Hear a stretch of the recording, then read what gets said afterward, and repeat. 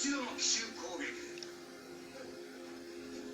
敵太平洋艦隊は絶滅されるはずだ。真珠湾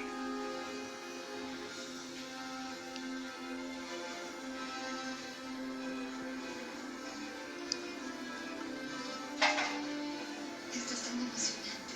Acabo de leer que hay como 100 barcos afuera. ¿Y cuántos marineros por barco? Eso depende, hay más en un acorazado que en un submarino, pero debe ser un promedio de 2000. Además tenemos a los pilotos, los infantes, el personal de la base. Aún no terminan con nosotros. Creo que la estadística está en su favor. Sí, como de 4000 a 1. El paraíso.